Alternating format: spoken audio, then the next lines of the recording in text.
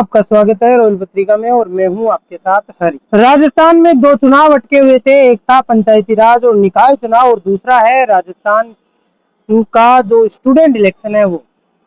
कल पंचायती राज और निकाय चुनाव की तो लगभग डेट ही मान लो 15 नवंबर आखिरी तारीख है। उससे पहले पहले सरकार ने कहा है कि हम हर हाल में चुनाव करवा के ही रहेंगे। ये हाईकोर्ट में दलीलें पेश हुई, काफी सुनवाइयां हुई, उसके बाद में फैसला आया और हाईकोर्ट में मैटर जो मामला चल रहा था छात्र संघ चुनाव को लेकर, उसमें भी एक फैसला आया कि चुनाव करवाएंगे अगर यूनिवर्सिटी उसमें सहमत है तो। लेकिन उसके बाद चुनाव नहीं हुए, साल दर साल महीने दर महीने समय बढ़ता ही जा रहा है और आज हम राजस्थान यूनिवर्सिटी में बैठे हैं और यहाँ पे कुछ छात्र नेता जो धरने पे बैठे हैं और उनका मांग ये है कि छात्र संघ चुनाव क्यों नहीं हो रहा है। हम बात जानेंगे। राजस्थान यूनिवर्सिटी में कह दिया गया था कि यूनिवर्सिटी अपने स्तर पे अगर चुनाव करवाना चाहे तो करवा सकती है, फिर भी नहीं हुई। देखिए, ये राजस्थान विश्वविद्यालय जानबूझकर छात्र संघ चुनाव पर रोक लगा रखी है।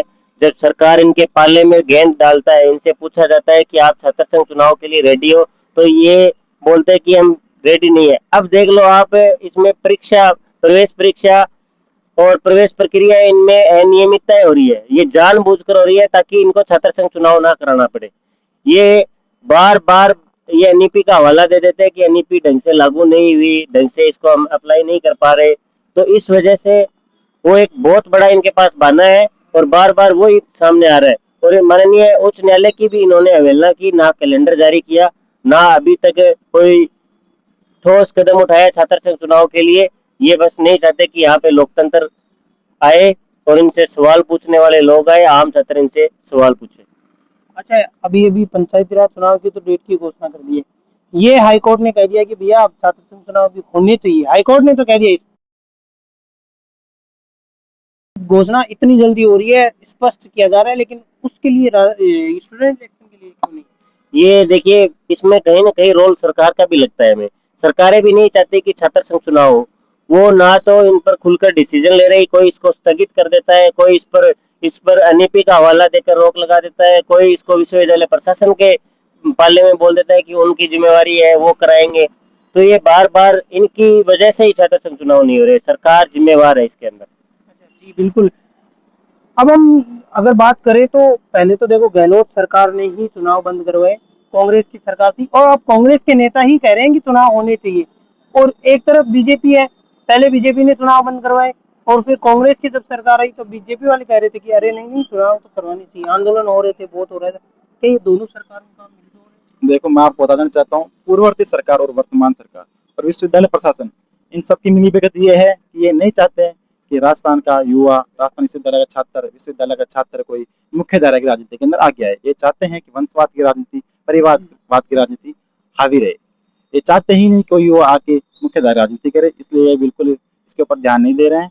और ये चाहते हैं कि अगर चुनाव नहीं होंगे तो भ्रष्टाचार बढ़ेगा। विश्वविद्यालय प्रशासन जो भ्रष्टाचार अभी वर्तमान में कर रहा है, ऐसे करता रहेगा। जी बिल्कुल, तमाम बातचीत है और इसके अलावा कल एक बड़ा प्रोटेस्ट है वो देखने को मिला। भाई साहब, मैं ये पूछना चाहूंगा, कल एक इतना बड़ा रेवोल्यूशन टाइप का मामला सामने आया, बड़ा प्रोटेस्ट था छात्र संघ चुनाव को लेकर। क्या राजस्थान के युवा भी इस कदम की तरफ बढ़ सकते हैं?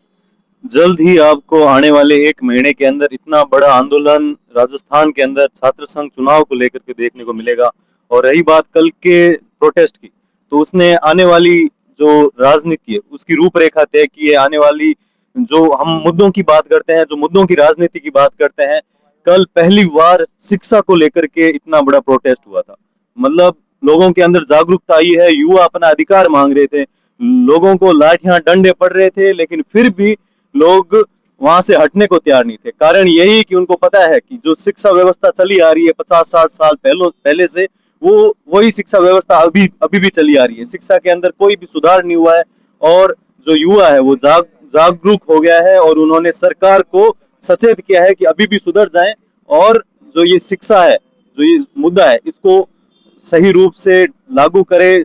जो अभी तक गांव ढाणियों के अंदर शिक्षा पहुंची नहीं है, वहां पर पहुंचाए। जी, भाई साहब ने बातचीत में बताया कि अगर अब सरकार ने बात नहीं मानी तो अगला जो 1 महीना होगा, जो दिल्ली में कल प्रोटेस्ट हुआ था, वैसा ही प्रोटेस्ट राजस्थान के युवा छात्र संघ चुनाव को लेकर है वो कर सकते हैं।